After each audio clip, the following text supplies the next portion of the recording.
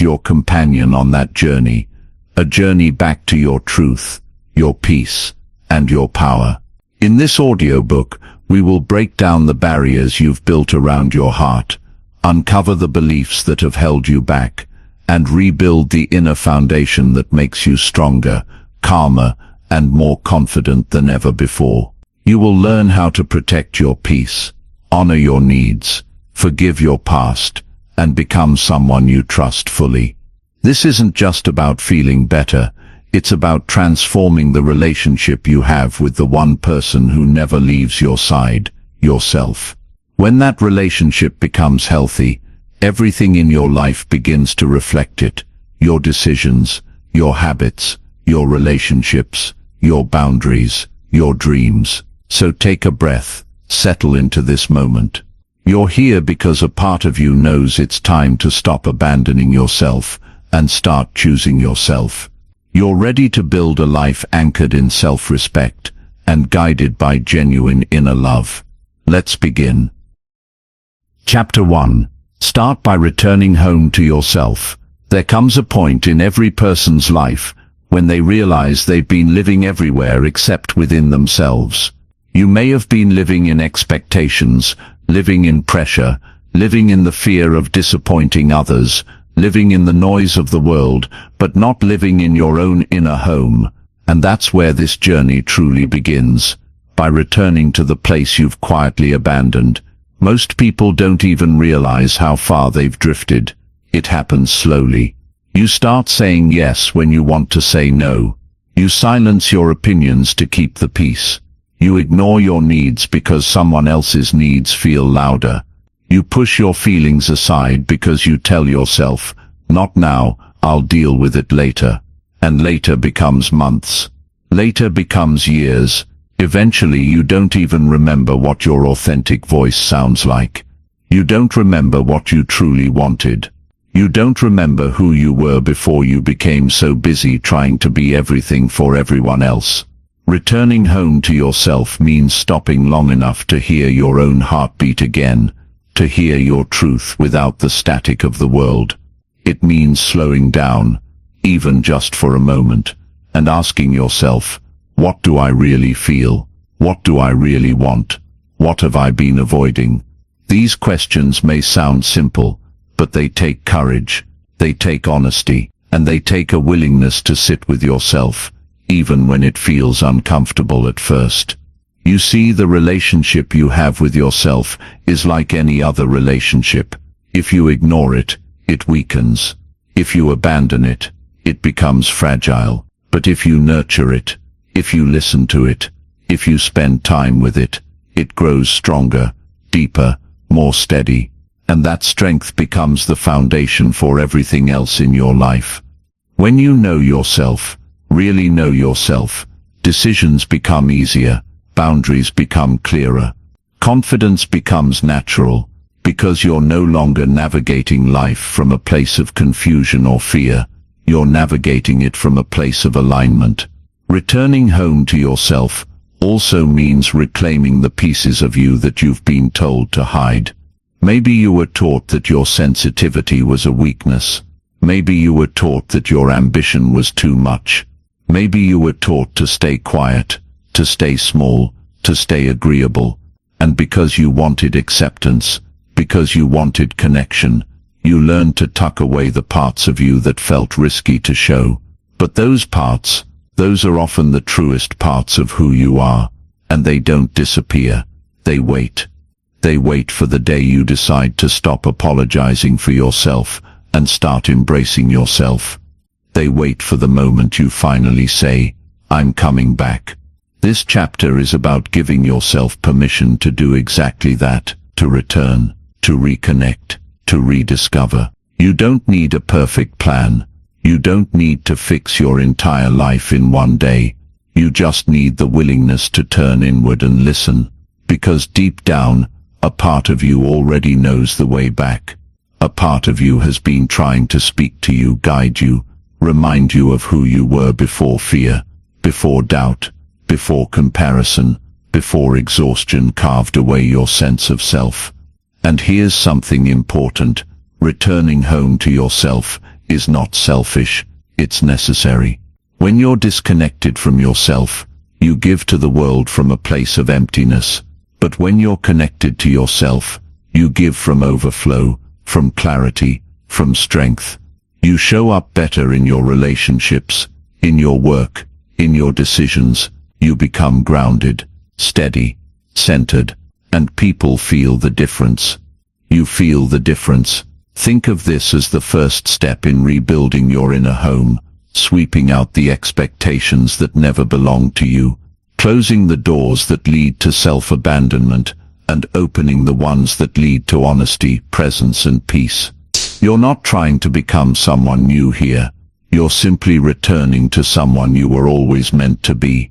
So take a slow breath, let it settle, and remind yourself, gently but firmly, you deserve to come home. This is where your real transformation begins.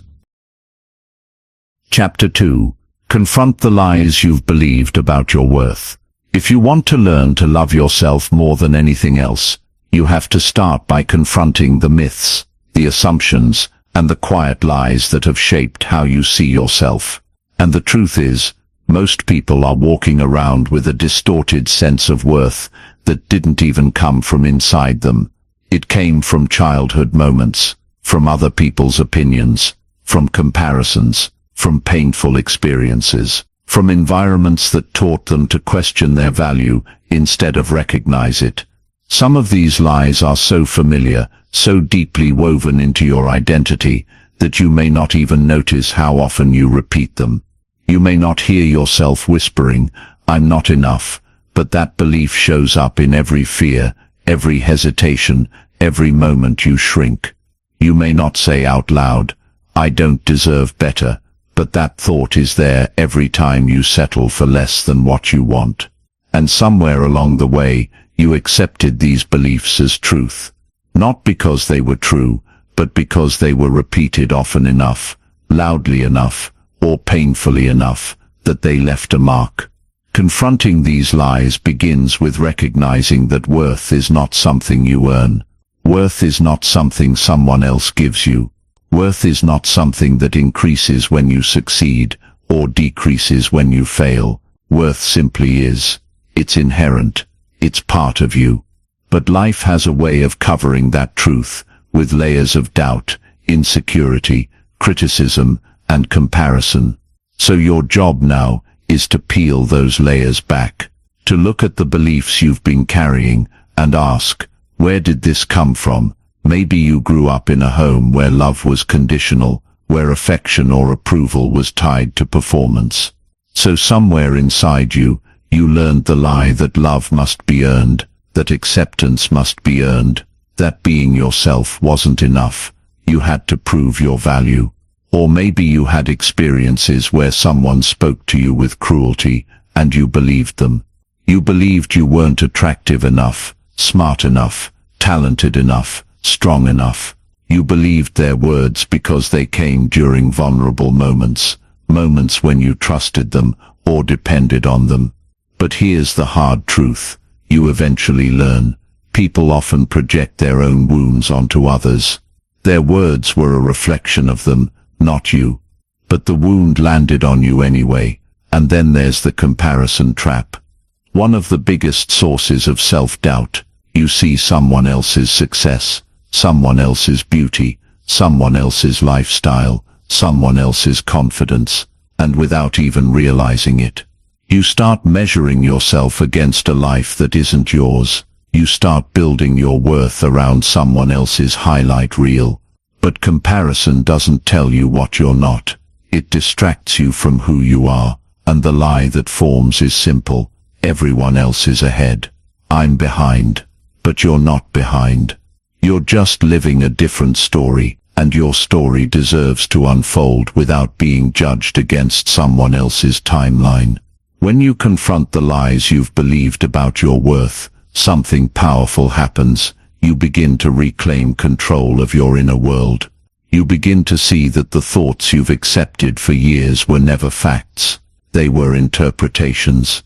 They were unexamined beliefs. And once you expose them to the light, they lose their power. This chapter isn't about blaming your past. It's about freeing yourself from it. It's about taking responsibility for your inner healing. It's about saying, I may have believed these things once, but I don't have to believe them anymore. Imagine standing in front of a mirror, not the physical mirror, but the emotional one, and speaking to yourself honestly. You acknowledge the lie, you name it, and then you challenge it. Who told me I'm not enough? Who convinced me that my worth depends on what I achieve? Why did I believe that my value decreases if someone rejects me? When you begin asking these questions, you start seeing cracks in the walls you once thought were solid. You start realizing that some of your most painful beliefs were built on fragile foundations. As you peel back these layers, give yourself compassion. These lies didn't form overnight. They were learned. They were absorbed. And anything learned can be unlearned. What matters now is your willingness to see yourself clearly, without judgment, without distortion, without inherited stories clouding your vision. You are not the sum of your mistakes. You are not defined by your failures. You are not limited by the moments when you didn't know better. Your worth does not rise and fall. It stays. It remains. It belongs to you. And once you confront these lies, truly confront them, you open the door to a life where self-love is not something you chase, but something you live. A life where you finally recognize, deeply and unshakably, that you were worthy long before anyone ever tried to convince you otherwise. Chapter 3. Stop abandoning yourself for approval. There's a moment in every person's life when they have to face an uncomfortable truth. Sometimes, the greatest damage doesn't come from what others do to you. It comes from what you do to yourself in an attempt to keep others happy. And one of the most painful ways people harm themselves is through self-abandonment. You abandon your feelings to keep the peace. You abandon your needs to avoid conflict. You abandon your dreams to meet expectations. You abandon your boundaries because you fear losing love, losing acceptance, losing connection. And after years of doing this, you look in the mirror and realize you've moved so far away from yourself that you hardly recognize who you've become. But here's the truth you've been avoiding. The approval you chase will never compensate for the self-respect you lose. The world will always have more demands, more opinions, more expectations. There will always be someone who disagrees with your choices, someone who wants more from you, someone who doesn't understand you. And if you let every one of those voices dictate your actions, you'll spend your entire life running from conflict, running from disappointment, running from yourself. But the person you can never outrun is you. That's why self-abandonment feels so heavy. That's why it leaves a hollow ache inside you, because deep down, a part of you knows you betrayed your own truth. Approval feels safe in the moment. It feels comforting. It gives you a temporary sense of belonging. But it comes with a cost. You teach the world that you'll shrink yourself to be accepted. You teach people that your boundaries are flexible. You teach them that your needs come second. And once you set that pattern, it becomes the default. You become the person who carries everyone else's weight while quietly drowning. But loving yourself more than anything else requires a different kind of courage. The courage to stay true to yourself, even if it means disappointing others. Because real self-love is built on honesty. And honesty sometimes asks you to say, no, not today. That doesn't work for me. Or this is not who I want to be. You have to understand something deeply. Your worth is not a negotiation. You don't earn it by pleasing others. You don't grow it by collecting approval. Approval is unreliable. It shifts with moods, with circumstances, with changing opinions. But your inner truth, that is steady, that is real. And the more you listen to it, the stronger you become. People may not like it when you stop abandoning yourself. They may resist the new version of you, because the old version made their lives easier. But that discomfort is temporary. The peace you gain from being true to yourself is permanent. Start noticing the subtle moments when you abandon yourself. The tiny hesitations, the forced smiles, the sure no problem when you're already exhausted, the it's fine when it isn't. The times you swallow your truth because you tell yourself it's not worth it. The times you ignore your intuition because you're scared of being judged. Every single one of those moments is a small betrayal, not of others, but of you. And a life built on tiny betrayals eventually collapses. Self-loyalty is the antidote. It means you listen to your feelings even when they're inconvenient. It means you honor your needs even when others disagree. It means you choose yourself, not because you don't care about others, but because you finally care about yourself. And ironically, when you stop abandoning yourself, you become more grounded,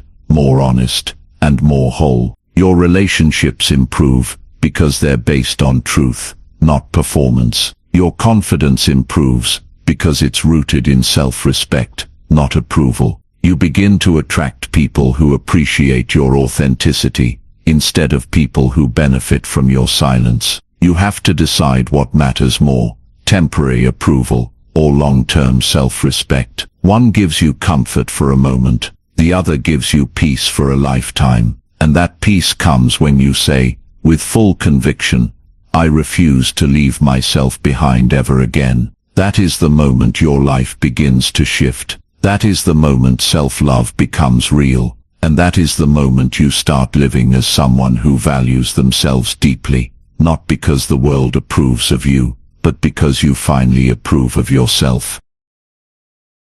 Chapter 4. Set a standard for how you deserve to be treated. One of the most powerful steps in learning to love yourself more than anything else is understanding this simple truth. People treat you the way you allow them to.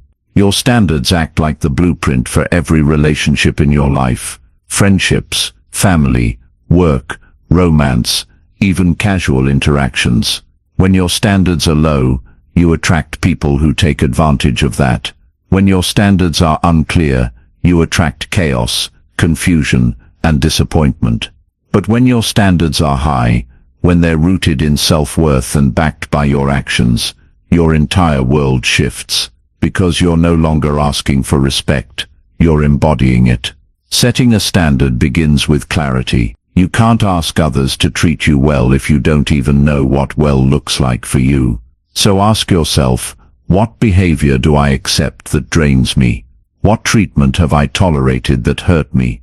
What patterns do I keep repeating because I'm afraid to walk away? Most people don't lack self-love because they don't want it. They lack it because they never stopped long enough to define what kind of behavior aligns with the life they want to live. And here's the honest truth you have to face. Your standards are not built by your words. They are built by your actions. You can tell someone 1,000 times that you deserve respect. But if you continue to let disrespect slide, your actions speak louder. You can say you want honesty, but if you stay in places where lies are common, you teach people that dishonesty is acceptable around you. You can claim you value peace, but if you tolerate chaos because you fear losing someone, you show the world that your boundaries are negotiable. And once a boundary becomes negotiable, it stops being a boundary. Setting a standard is not about controlling others. It's about controlling what you accept. It's about saying, this is who I am, this is what I allow, and this is what I will not permit in my life. And once you communicate that, with your behavior, not just your voice, people either rise to meet your standard, or they fall away. Both outcomes are forms of protection.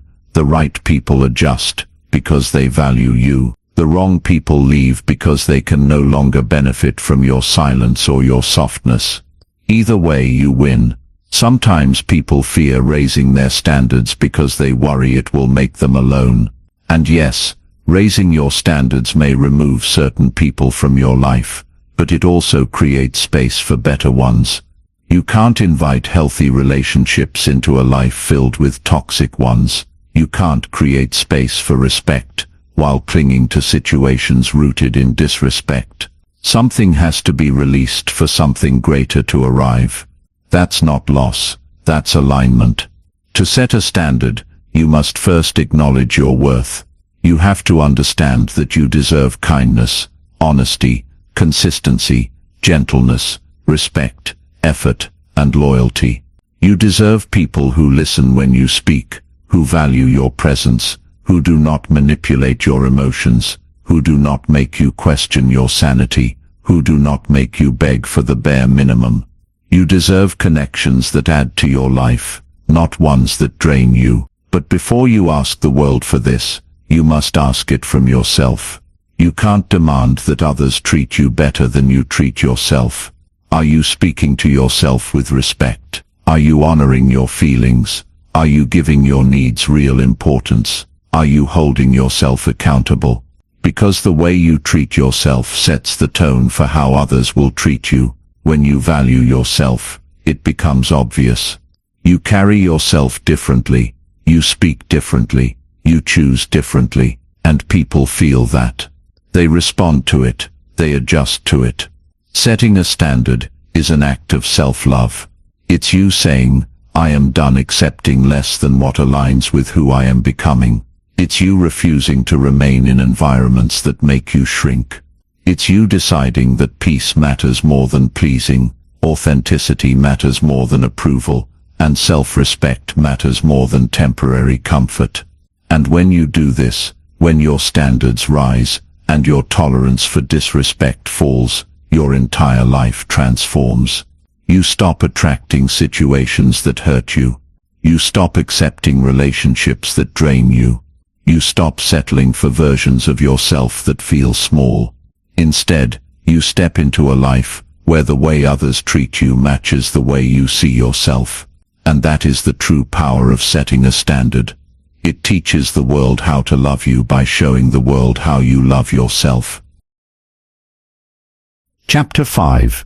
Make self-respect your daily commitment. If you want to love yourself more than anything else, you must begin with a simple, transformative truth.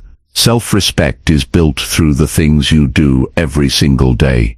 Not once in a while. Not only when life feels good. Not only when motivation is high. Every day. Self-respect is not something you talk about. It's something you practice. Something you prove to yourself with your actions, your choices, your habits, and your consistency. It's a daily commitment, and it must be treated with the same seriousness and intention you give to the relationships that matter most to you. A lot of people misunderstand self-respect. They think it's about confidence. They think it's about standing tall, or being outspoken, or demanding better from others. But the truth is deeper than that. Self-respect is the quiet agreement you make with yourself, the agreement that says, I will not betray myself today. It's the agreement to keep promises you've made to yourself, even if no one else will know the difference. It's the agreement to show up for your growth, even on the days when comfort feels more tempting. It's the agreement to choose what is right for you over what is easy for you. Think about how you feel when you break promises to yourself. When you say you'll start tomorrow,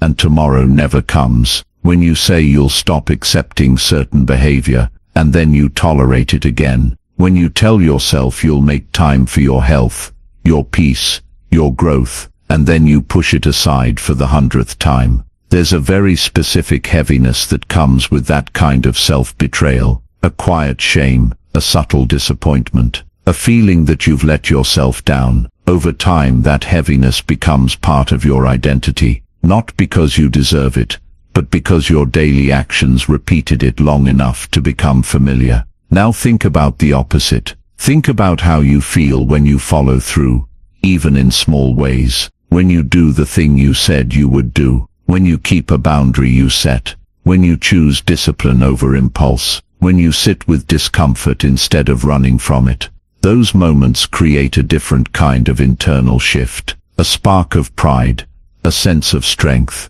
a feeling of alignment. Each time you follow through, even just once, you reinforce the belief that you can trust yourself, and trust leads to respect. This is how self-respect is built, not by grand gestures, but by repeated moments of integrity. Making self-respect your daily commitment also means choosing behaviors that support your future, not undermine it. It means letting go of habits that sabotage your peace or your progress. It means recognizing that every choice is a vote for the person you are becoming. You don't have to be perfect. You don't have to do everything right. But you do have to be honest with yourself. You do have to choose the path that aligns with your growth, more often than you choose the path that numbs your discomfort. You do have to show yourself that your goals matter, that your boundaries matter, that your inner voice matters. And let's be clear, self-respect isn't always comfortable. Sometimes it means saying no when you want to say yes. Sometimes it means walking away when you wish you could stay. Sometimes it means doing the hard thing, the disciplined thing, when your emotions are begging you for the easy way out. Sometimes it means sitting in silence instead of running to distraction. Sometimes it means being honest with yourself about why you're doing what you're doing. Growth is rarely comfortable, but it is always worth it. You cannot separate self-love from self-respect. They depend on each other. When you lose respect for yourself, your love weakens. When your love weakens, your confidence fades. When your confidence fades, your boundaries crumble. And when your boundaries crumble, your entire life becomes shaped by other people's desires instead of your own. But when you make self-respect a daily commitment, you rebuild everything.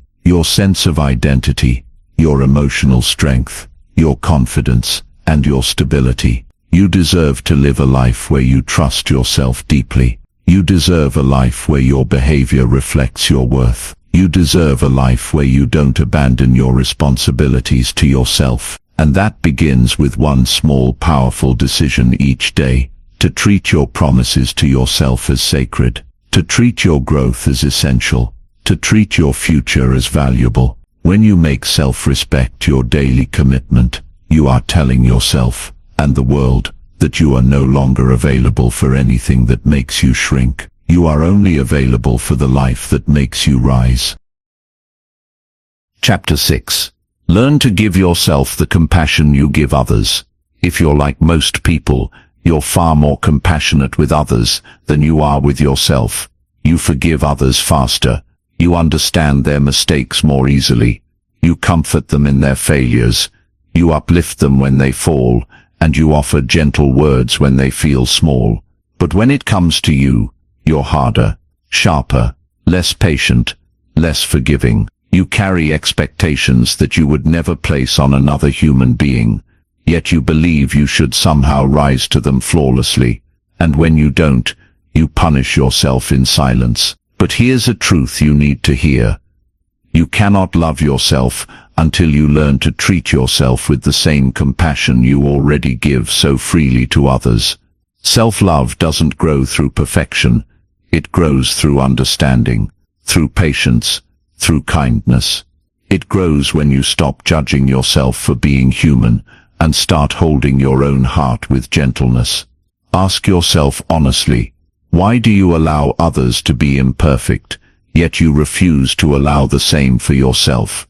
Why do you expect others to make mistakes, yet you punish yourself for every misstep? Why do you encourage others to rest, yet guilt yourself when you slow down? Somewhere along the way, you learn to extend compassion outward, but not inward.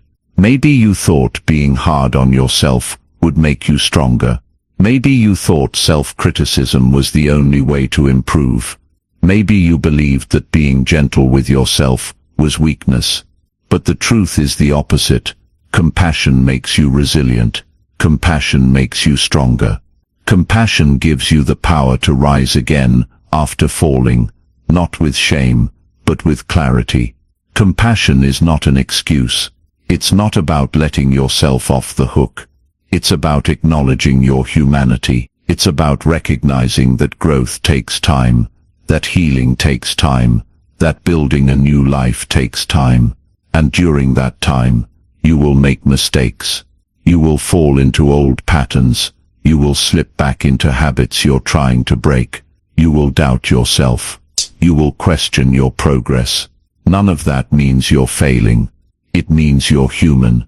It means you're learning. It means you're growing. When you give yourself compassion, you create space for healing. You give your heart room to breathe, instead of suffocating it under pressure. You give your mind permission to try again, instead of drowning it in criticism. You give your spirit strength to rise, instead of weakening it with shame. And the more compassion you show yourself, the more naturally you begin to rise. Think about how you speak to yourself after a mistake. Would you speak that way to someone you love? Would you tell them they're worthless? Would you tell them they're behind? Would you remind them of every failure they've ever had? Of course not. You would comfort them. You would help them see the bigger picture. You would remind them that one setback doesn't define them. You would remind them of their strength, their potential, their worth. So why do you deny yourself that same kindness? Learning self-compassion requires intentional practice. It requires catching the voice inside you that criticizes and replacing it with one that guides. It requires asking yourself, in moments of struggle, what would I say to a friend right now? And then saying those words to yourself, not because you're weak, not because you're fragile, but because you deserve the same care you give to others. Self-compassion also means treating your progress with gentleness. Maybe you didn't get everything done today. Maybe you made the wrong choice. Maybe you're still healing from something that happened years ago. Maybe you're growing slower than you hoped. That's okay. You don't need to rush your evolution. You don't need to force yourself into unrealistic timelines. The journey is not about speed. It's about alignment. It's about becoming the person you want to be, step by step, moment by moment, day by day. And here's something powerful. When you begin practicing compassion with yourself, your life begins to change. Your internal world softens. Your emotional strength increases. Your confidence grows because you're no longer tearing yourself down. You start to feel safer within your own mind. You start to trust yourself more. You stop living in constant fear of making mistakes, because you know you won't attack yourself for them. That freedom opens doors. That freedom creates peace. That freedom allows real love, deep love, to take root inside you. Remember this, you are not your past. You are not your flaws. You are not your mistakes. You are a human being, learning, growing, transforming, and you deserve compassion along the way. When you finally learn to give yourself the gentleness you've been giving to the world, you take your first true step toward loving yourself fully. Compassion is not a luxury. It is a necessity. It is the soil in which self-love grows, and the moment you embrace it, your entire life begins to shift. Chapter 7. Heal the parts of you you've been afraid to face. Every person carries wounds they don't talk about. Wounds from childhood, from heartbreak, from rejection, from disappointment, from moments where life felt heavier than they were ready for. And because those wounds hurt, because they feel uncomfortable, most people avoid them. They bury them under distractions. They mask them with busyness. They run from them by staying overly productive, overly helpful, overly available to everyone except themselves. But the painful truth is this: anything you avoid will continue to control you. Healing can never happen in the dark.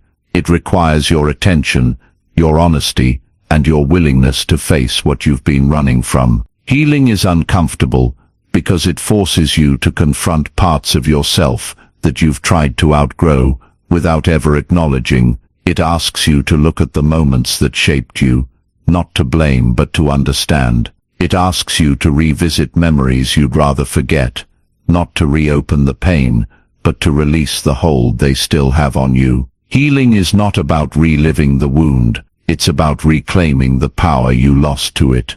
Take a moment and ask yourself, what part of me have I been avoiding? Is it the part that feels unworthy of love? The part that still carries guilt from a mistake you made years ago. The part that still fears rejection. The part that feels like you're never enough. You may have convinced yourself that ignoring these feelings makes them less real, but avoidance never dissolves pain. It only deepens it. What you avoid grows heavier. What you face grows lighter. Healing requires honesty. It means admitting that something hurt you. It means admitting that certain experiences shaped your behavior, your choices, your relationships. It means acknowledging that some of your habits are not habits at all. They are coping mechanisms. You're not overthinking. You're trying to protect yourself. You're not too emotional. You've been holding in feelings for years. You're not hard to love. You learned to keep your guard up because the people who should have nurtured you didn't know how. Healing begins when you stop blaming yourself for wounds you did not choose. But healing also requires responsibility. You may not be responsible for what happened to you, but you are responsible for what you do with it now. You are responsible for breaking the cycles. You are responsible for confronting the patterns that keep repeating. You are responsible for choosing the life you want instead of the one your wound taught you to expect. Healing doesn't mean everything becomes easy. It means you stop letting your pain dictate your future. One of the biggest blocks to healing is the fear of judgment, not from others but from yourself. You fear that if you look too closely at your pain, you'll discover something wrong with you. But pain doesn't reveal your weaknesses. It reveals your humanity. It reveals your resilience. It reveals your need for compassion, not criticism. When you look at your wounds with shame, they deepen. When you look at them with understanding, they begin to loosen their grip. A powerful step in healing is forgiveness, not of others, but of yourself. Forgive yourself for the times you stayed too long. Forgive yourself for the times you didn't know better. Forgive yourself for the ways you coped when you were overwhelmed. Forgive yourself for carrying burdens that were never yours to carry. Self-forgiveness is not letting yourself off the hook. It's letting yourself move forward. You can't build a beautiful future if you keep punishing yourself for a past you no longer live in. Healing also requires patience. It will not happen all at once. Some days you'll feel strong and centered. Other days you'll feel fragile. Some days you'll make progress. Other days you'll feel like you're slipping backward. But healing is not linear. Growth rarely is. What matters is that you keep showing up for yourself. What matters is that you choose to face the discomfort instead of hiding from it. And here's something you need to remember. Every healed wound becomes a source of strength. Every part of you that you face with courage becomes part of your power. What once made you feel broken becomes the reason you rise differently, more grounded, more aware, more compassionate, more complete. When you begin healing the parts of yourself you've been afraid to face, you open the door to a deeper kind of self-love, the kind that doesn't depend on perfection, but on truth. You begin living from a place of wholeness instead of wounding, and that is the moment you stop surviving your past and start creating your future. Chapter 8.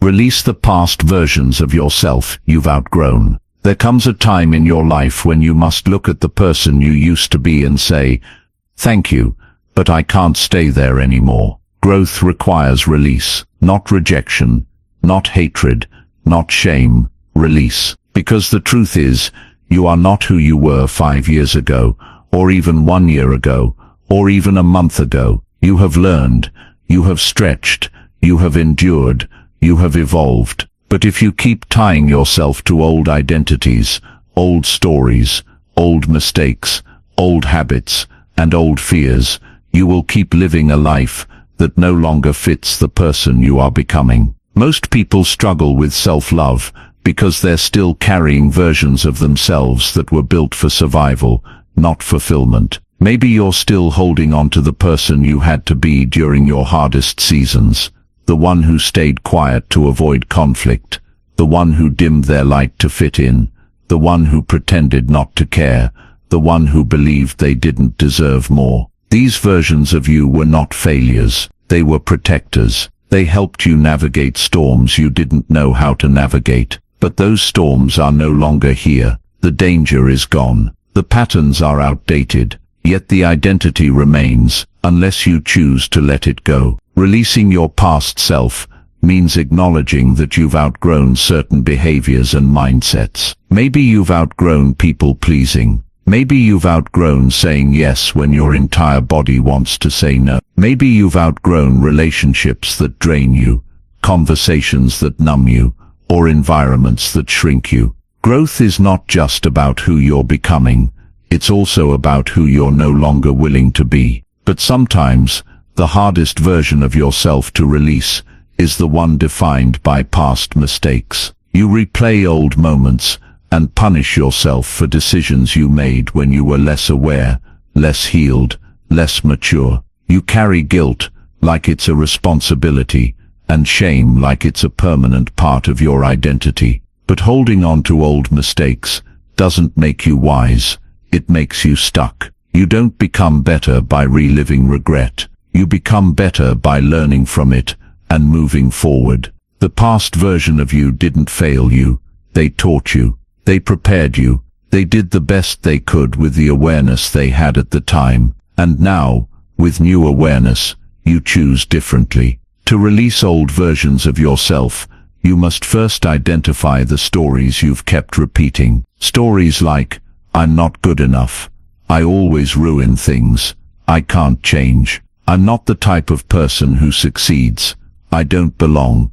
Or I'm too damaged. These stories may feel familiar, but familiarity is not the same as truth. They became part of your identity because you repeated them long enough. And the moment you stop repeating them, they start losing their power. Release also requires self-honesty.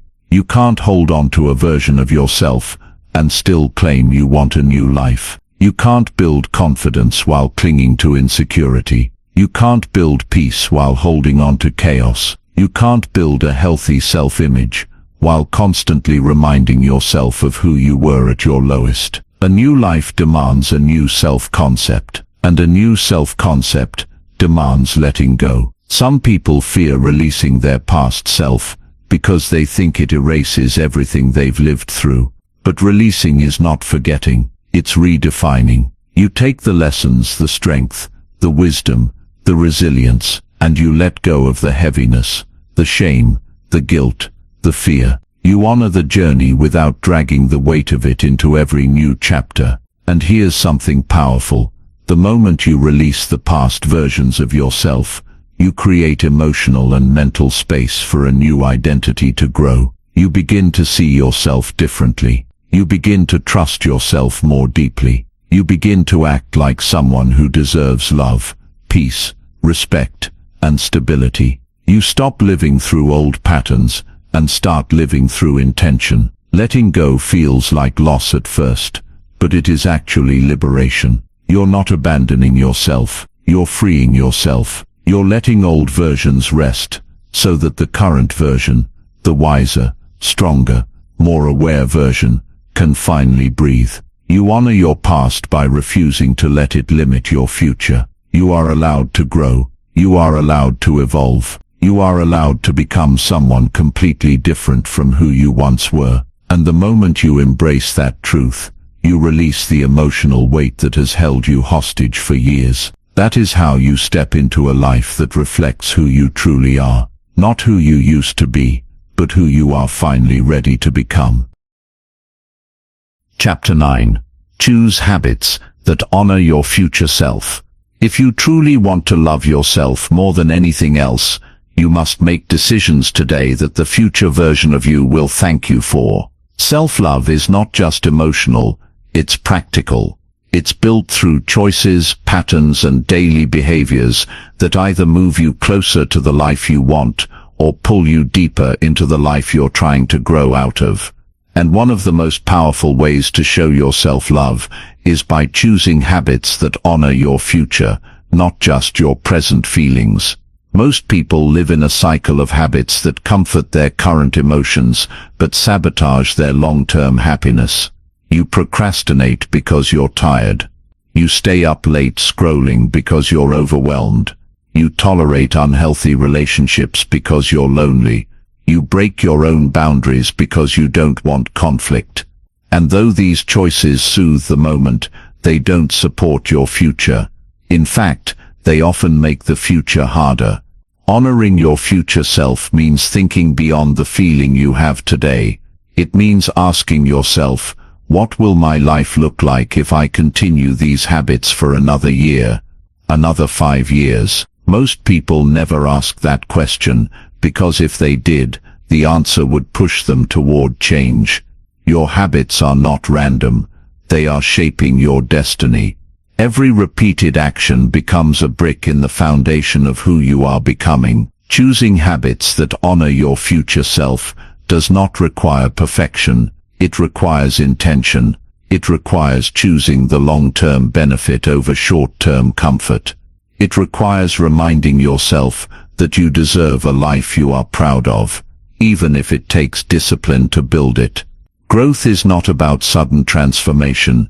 It's about consistent choices that add up over time. Think about the habits that drain your energy. Think about the ones that keep you stuck. Think about the ones that bring temporary relief, but long-term regret. Each of these habits is a message to your future self. A message that says, figure it out later, or clean up the mess I'm creating. But imagine the opposite. Imagine establishing habits that give your future self ease, strength, clarity, and joy. That is the real power of honoring your future. Start with small habits, the kind that seem insignificant but reshape your life from the inside out.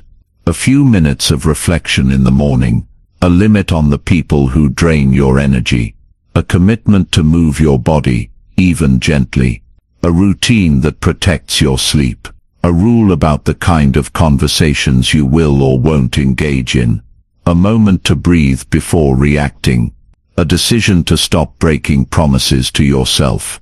These may feel small, but compounded over time, they transform you. A powerful part of this process is understanding that discipline is not punishment. Discipline is a form of self-love.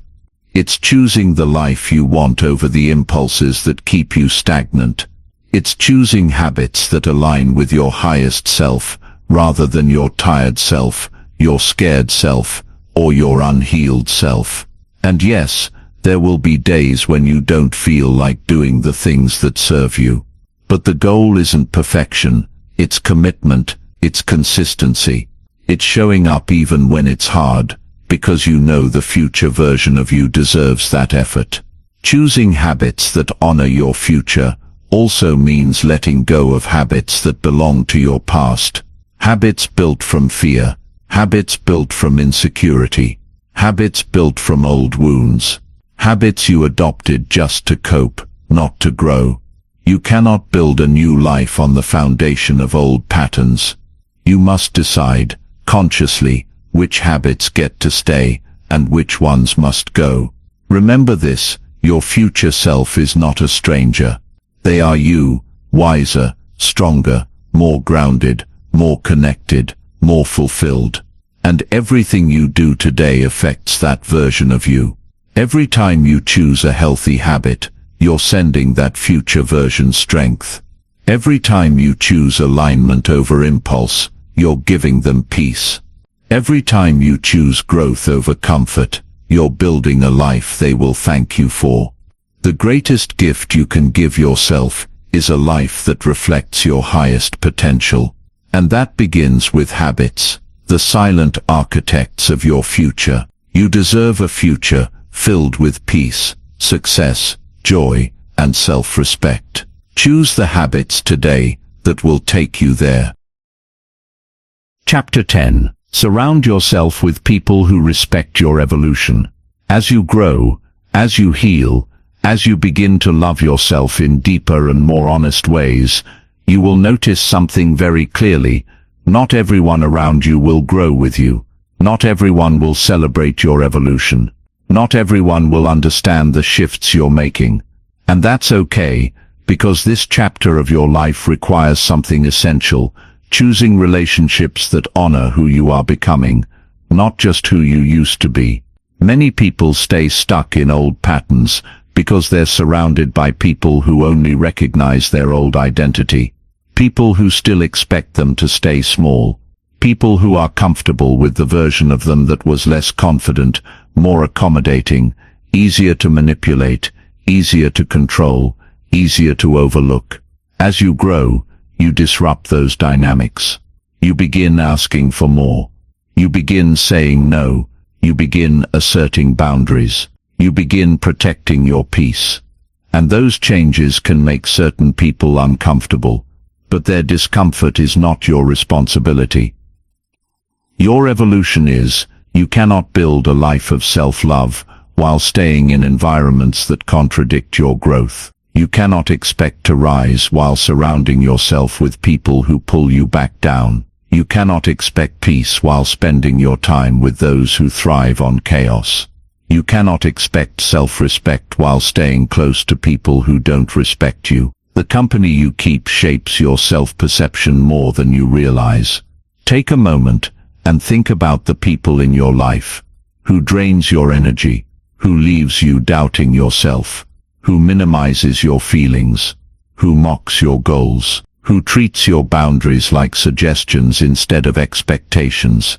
These people do not belong in the future you are building, and you must recognize the courage required to let them go, not out of spite, not out of revenge, but out of self-preservation. Now think about the opposite. The people who encourage you, who check on you, who listen without judgment, who celebrate your progress, who accept your boundaries without taking them personally. These people are your growth environment. They respect the person you are becoming. They don't cling to old versions of you. They don't guilt you for choosing yourself. They don't punish you for leveling up. They see your evolution as something beautiful, not something threatening. Surrounding yourself with people who respect your evolution means choosing relationships that reflect your self-love. You deserve people who communicate honestly, not people who manipulate. You deserve people who want to see you shine, not people who compete with your light. You deserve people who bring out your calm, not people who constantly trigger your stress. You deserve people who value your presence, not people who treat you as an option. And here's something important.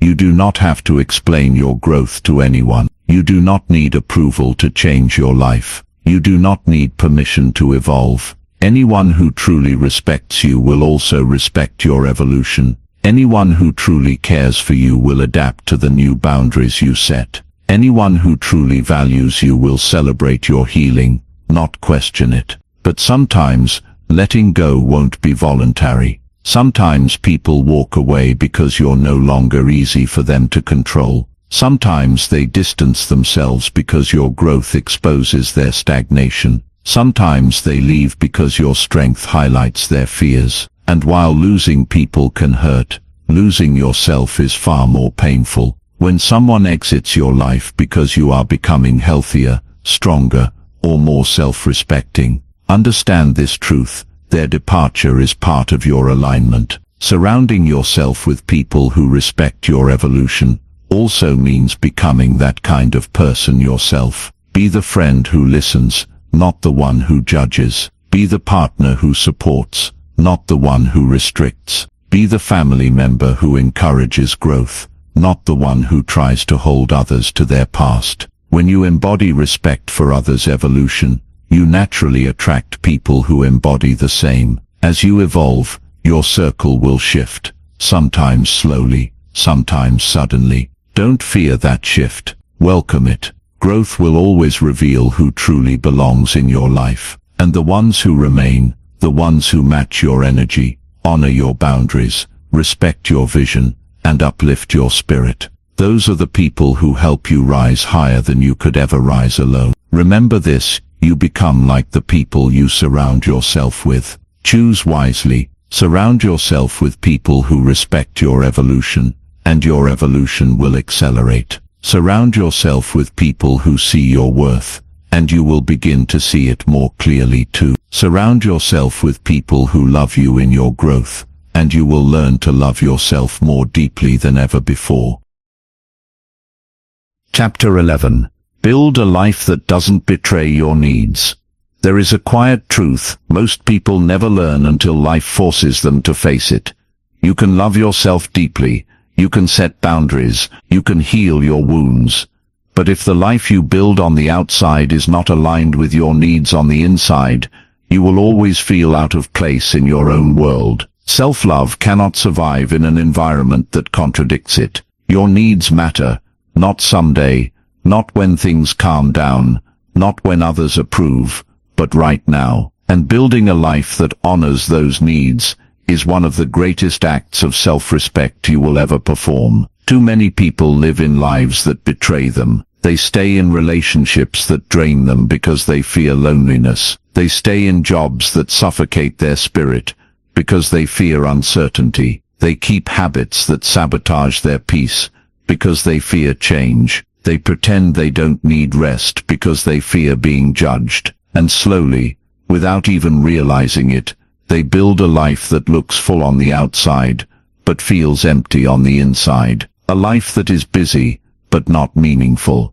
Loud but not fulfilling. Impressive but not aligned. Building a life that doesn't betray your needs begins with understanding those needs. Not the version of your needs you've been taught to prioritize, but the honest ones. The needs you've ignored because you thought they were inconvenient, or too much, or not acceptable. What do you truly need in order to feel grounded? What do you need to feel emotionally safe? What do you need to feel fulfilled? What do you need to feel respected? What do you need to feel like yourself? These questions are not selfish. They are essential, because your needs are the blueprint of your well-being. When you honor them, you thrive. When you ignore them, you suffer quietly. And the suffering doesn't always show up as sadness. Sometimes it shows up as irritability, exhaustion, restlessness, or a feeling of constantly being out of sync with your own life. Part of honoring your needs is understanding that you cannot build a peaceful life around chaotic people. You cannot build a meaningful life around meaningless routines. You cannot build a healthy life around unhealthy habits. No matter how hard you try, you cannot build alignment out of misalignment. Something will always feel off, because your needs are signals, and when you ignore them, the signals only get louder. Start by examining the areas of your life where you feel the most tension. Are you giving too much of yourself to people who give you very little in return? Are you sacrificing your mental health for obligations you no longer believe in? Are you forcing yourself into responsibilities that don't align with your values? These are the places where your life is betraying your needs, and these are the places where change must happen. Building a life that doesn't betray your needs also means choosing rest when you need rest, choosing silence when you need silence, choosing space when you need space, choosing honesty when you need honesty, choosing support when you need support. You are not meant to do everything alone. You are not meant to abandon your emotional or physical well-being for the sake of appearing strong. You are not meant to pretend you're fine when you're struggling inside. Real strength is built from honoring your needs, not suppressing them. And sometimes honoring your needs means letting go. Letting go of people who refuse to meet you halfway. Letting go of environments that keep you stressed. Letting go of habits that drain your energy. Letting go of roles you've outgrown. Letting go of expectations that no longer make sense for who you are becoming. Letting go is not loss. It is alignment. You cannot hold on to everything and still expect to rise. As you begin to build your life around your needs, something beautiful happens. You feel more at home within yourself. Decisions become clearer. Relationships become healthier. Your mind becomes quieter. Your heart becomes lighter. You stop waking up with that feeling of being overwhelmed before the day even begins. You stop apologizing for needing things that everyone needs. Peace, space, rest, respect, safety. authenticity. Your needs are not unreasonable. They are not burdens. They are not weaknesses. They are the indicators of what allows you to thrive. And building a life that meets those needs is not only an act of self-love, it is an act of wisdom, because the life you build is the life you must live, and you deserve a life that fits you, supports you, and strengthens you, a life that reflects the person you're becoming, not the person you were forced to be. When you finally build a life that doesn't betray your needs, you stop surviving, you start living, you start breathing differently, you start choosing differently, you start loving yourself in a way you never have before, not in theory, not in words, but in action, and that is the life you deserve. Chapter 12. Protect your peace, like your life depends on it. There is a moment in everyone's life when they finally realize that peace is not something you stumble into, it's something you build, something you build, something you build, something you refuse to negotiate. And until you learn to protect your peace, truly protect it, you will always feel like life is heavier than it needs to be. Peace is not the absence of problems. Peace is the absence of unnecessary chaos, unnecessary noise, unnecessary stress, unnecessary people, and unnecessary battles. Peace is the quiet confidence that comes from knowing you are no longer available for anything that steals your emotional stability. Most people don't lose their peace all at once. It slips away slowly, a little at a time. A few small compromises here and there, a few unnecessary arguments, a few obligations you didn't want to take, a few people who drain your energy that you keep letting back in, a few situations you stay in, even though they exhaust you. And before you know it, your heart is crowded, your mind is loud, and your spirit feels worn out. Not because life is cruel, but because you haven't learned to protect the spaces within you. Protecting your peace begins with recognizing what disturbs it. Who leaves you feeling anxious after every conversation? What responsibilities drain your spirit more than they contribute to your growth? What habits create mental clutter? What environments make you tense? Your peace is precious, and anything that consistently disrupts it deserves to be questioned and often released. One of the biggest threats to your peace is overcommitment. Saying yes because you don't want to disappoint people. Saying yes because you want to be liked. Saying yes because you feel guilty saying no.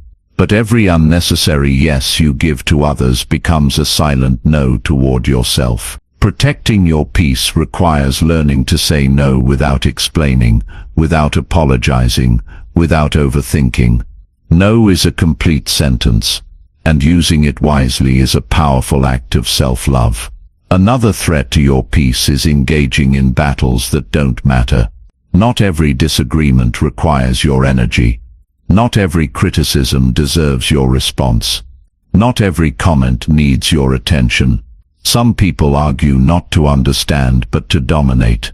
Some people provoke because they crave chaos. Some people criticize because your growth reminds them of their stagnation.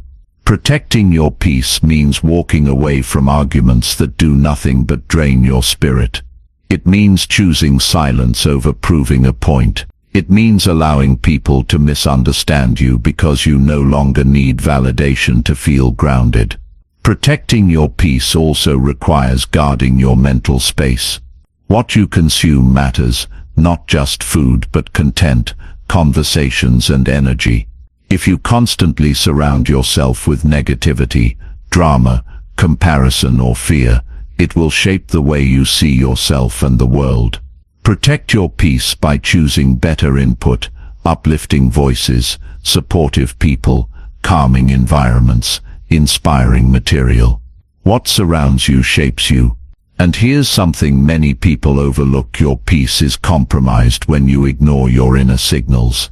When your body feels tense, when your intuition feels uneasy, when your mind feels overwhelmed, these are warnings. These are boundaries your soul is trying to set.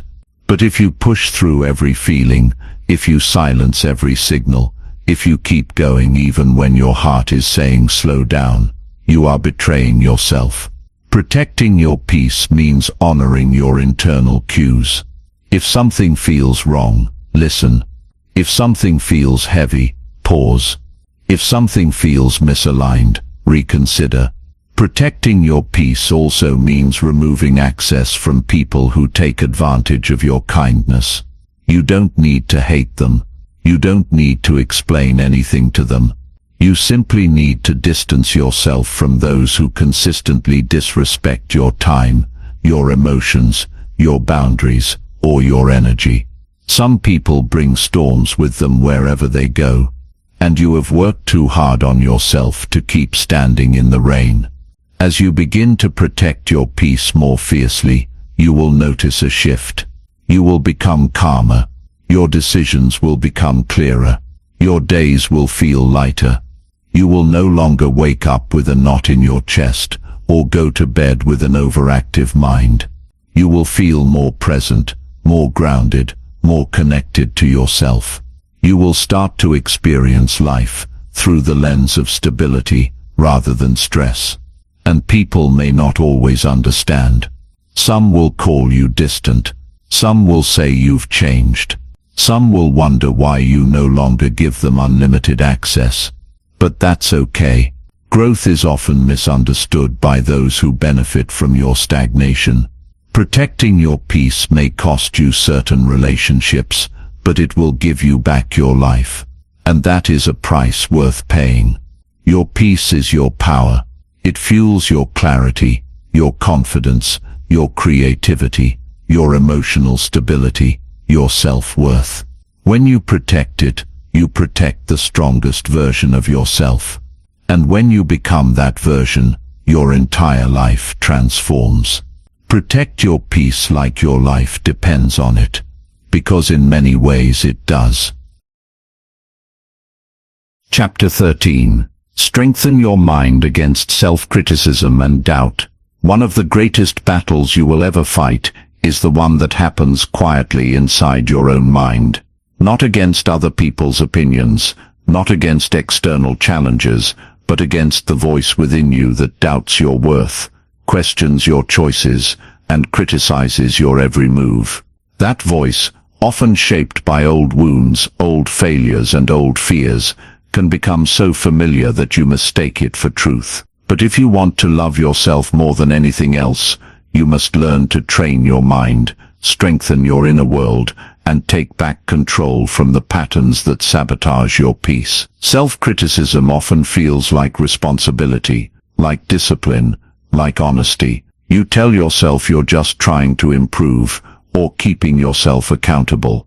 But there is a difference between accountability and cruelty. Accountability pushes you forward. Self-cruelty keeps you stuck. Accountability says, here's what you can do better next time. Self-cruelty says, you will never get it right, and for far too long, you have been speaking to yourself in a way you would never speak to another person. To strengthen your mind, you first need to become aware of your internal dialogue. Notice how you speak to yourself in the quiet moments, after a mistake, after a setback, after someone criticizes you, after you feel insecure. Notice the tone, notice the harshness, notice the assumptions you make about yourself. You cannot change a voice you refuse to acknowledge. Awareness is step one. Then once you become aware, you must challenge that voice. Ask yourself, is what I'm saying to myself actually true? Or is it something I learned during a difficult season of my life? Something someone taught me? Something I assumed because I was hurting?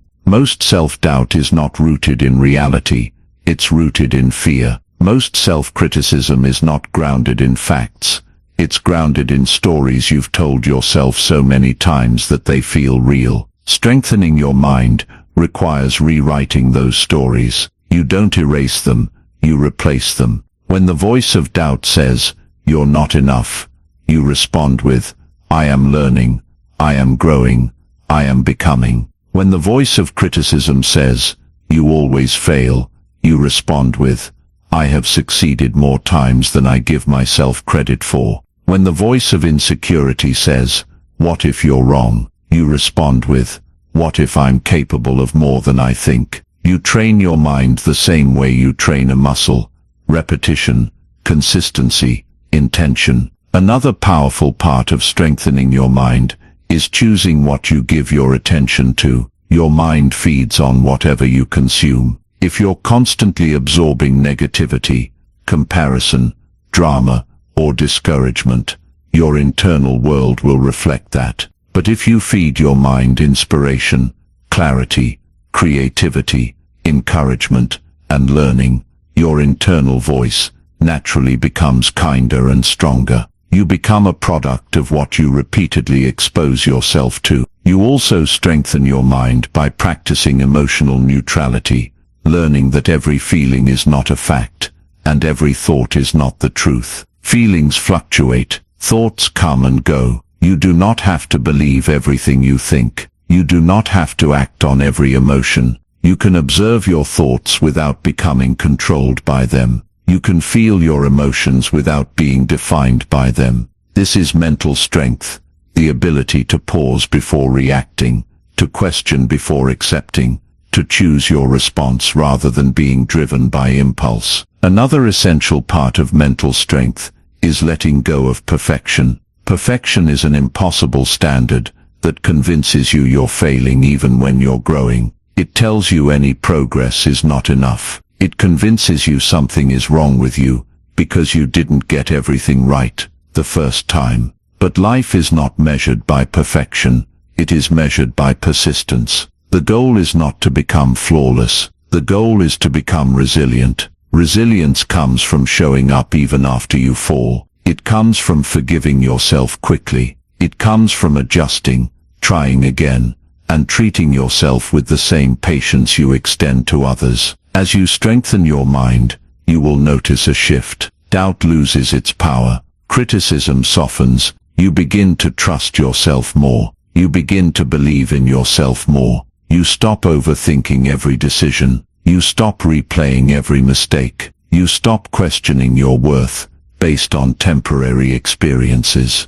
You become your own source of stability rather than your own source of stress. Strengthening your mind does not mean eliminating all doubt or negativity. It means refusing to let those thoughts control your life. It means rising above the mental patterns that once held you back. It means becoming the kind of person who supports themselves instead of sabotaging themselves. When your mind becomes your ally, not your enemy, self-love becomes natural, peace becomes possible, and your life begins to expand in ways you never thought it could. Chapter 14. Celebrate your progress without waiting for perfection. One of the quietest but most damaging habits people develop is the inability to acknowledge their own growth. You move through life achieving small victories, breaking old patterns, healing wounds, becoming more aware, more grounded, more intentional, yet you dismiss it all because it isn't perfect, it isn't big enough, it isn't what you imagined in your ideal timeline. You overlook the progress you've made because you're too focused on the progress you haven't made yet, and nothing will drain your spirit faster than treating your journey like it's never enough. But here's a truth many people never learn. Self-love grows when you recognize your progress, not when you achieve perfection. Perfection is unreachable. It's a moving target, an illusion, a standard no one ever truly meets. But progress is real. Progress is measurable. Progress is meaningful. And progress is something you experience every time you take one small step in the right direction. Celebrating your progress doesn't mean settling. It doesn't mean lowering your ambition. It doesn't mean pretending everything is perfect. It means acknowledging that you're moving forward, even if slowly, even if imperfectly, even if you're not where you want to be yet. Growth is not defined by speed, it's defined by direction. And as long as you're moving toward a better version of yourself, you're succeeding. Think about how you treat others when they're trying. When a child takes one step, you celebrate. When a friend starts a new habit, you encourage them. When someone you care about tries again, after failing, you applaud their courage. But when it comes to your own life, your own healing, your own journey, you often respond with criticism instead of celebration. Why? Because you've convinced yourself that perfection is the only milestone worth acknowledging. That's not growth. That's self-sabotage. To celebrate your progress, you must first learn to identify it. You must pay attention to the small shifts that signal growth. Maybe you paused before reacting when you normally would have exploded. Maybe you said no to something that drained you. Maybe you walked away from a toxic conversation. Maybe you rested instead of pushing yourself to exhaustion. Maybe you spoke up for yourself. Maybe you admitted you were hurt instead of hiding it. Maybe you showed yourself compassion. These small choices, these tiny acts of alignment, are evidence that you are changing, evolving, strengthening. Celebration is not about ego, it's about reinforcement. When you acknowledge your progress, you reinforce healthy patterns. You give your mind proof that change is happening. You strengthen the belief that you're capable, and that belief fuels even more growth. Self-love expands when you feed it proof of your evolution. Waiting for perfection, on the other hand, does the opposite. It delays your joy. It steals your motivation. It convinces you that you're always behind. It makes you feel like nothing you do is good enough. And when you operate from not enough, you eventually stop trying. You shrink, quit, or burn out. Not because you failed, but because you ignored the progress that was already happening. Celebrating your progress also means being kinder to the version of you that is learning. Learning is messy. It requires trial and error. It requires making mistakes. It requires repeating lessons until they stick. The fact that you are learning at all is something worth celebrating. Think about how many times you could have given up, but didn't. Think about how many days you've pushed through emotional heaviness. Think about all the silent battles you've fought without recognition. You deserve credit for simply continuing. Don't let comparison steal your celebration. You may not be where someone else is,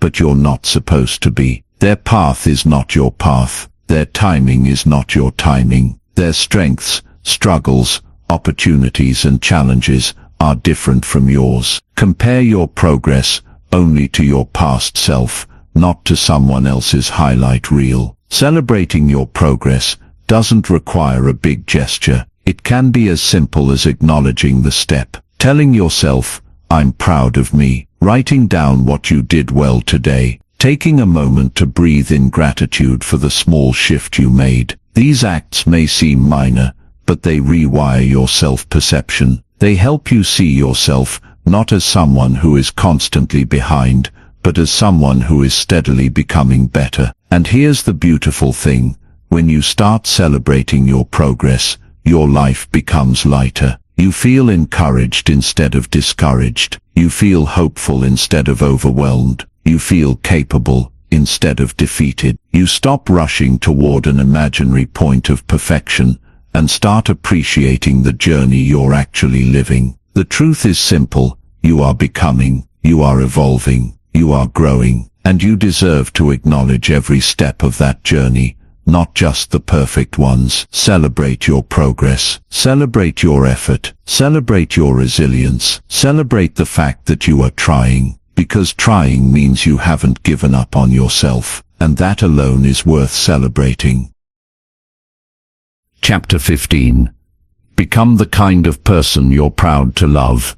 There is a turning point in every self-love journey when you stop thinking about who you used to be, stop worrying about who others expect you to be, and begin asking a far more powerful question: who do I want to become? Not for validation, not to impress anyone, but for you, for the version of you who deserves a life built on authenticity, strength, peace, and purpose. Loving yourself more than anything else ultimately leads you here, to the commitment of becoming someone you are proud to live with every single day. Becoming someone you're proud to love doesn't mean becoming perfect. It doesn't mean eliminating every flaw or fixing every challenge overnight. It means becoming someone whose choices align with your values, someone who stands by their truth, someone who treats themselves with dignity, someone who doesn't run from growth, even when growth is uncomfortable.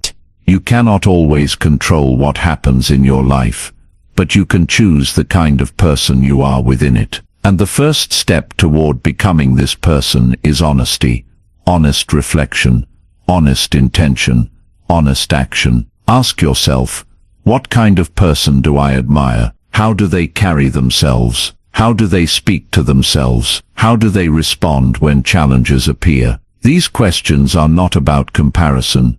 They are about clarity. They help you sculpt a vision of the person you want to be. Someone strong but gentle, ambitious but grounded, loving but self-respecting, compassionate but firm. Someone who holds themselves to standards that match the life they want to live. Becoming someone you're proud to love requires consistency, not dramatic bursts of change, not one-time declarations, but steady, deliberate choices that align with who you say you want to be. You build integrity by doing what you said you would do. You build character by doing the right thing, even when no one is watching.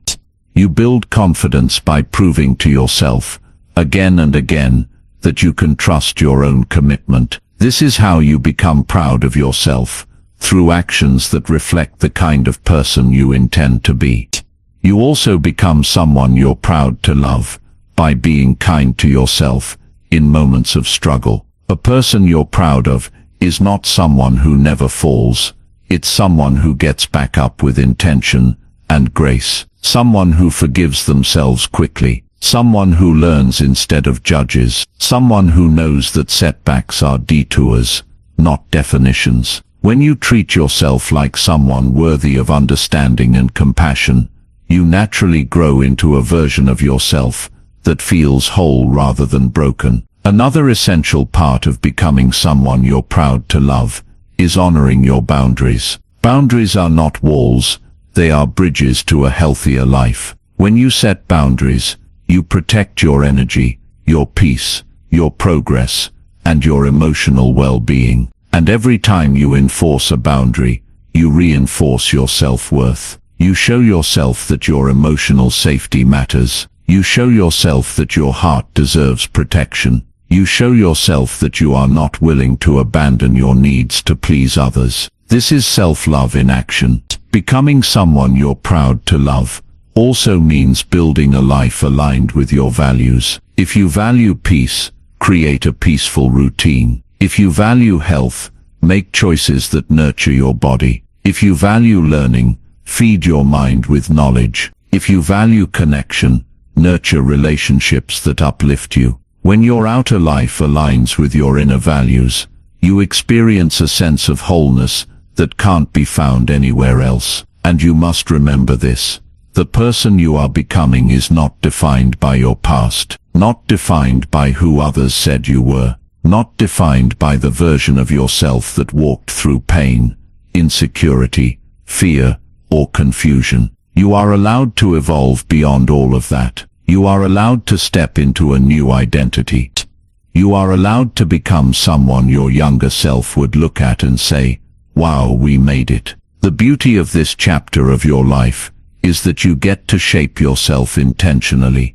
You get to become someone who feels proud of their choices, proud of their healing, proud of their courage, proud of their growth. Someone who looks in the mirror and sees resilience instead of regret, strength instead of shame, potential instead of limitation. And the truth is, this is the deepest form of self-love, not just loving who you are today, but shaping who you will be tomorrow. When you become someone you're proud to love, you no longer chase approval. You no longer shrink yourself. You no longer apologize for your growth. You stand tall, grounded in the life you've built, and the person you have become. You deserve to feel proud of yourself. You deserve to wake up each day, knowing you are living as someone who honors your worth. And the moment you commit to becoming that person, your life shifts, your energy shifts, your future shifts. You stop surviving,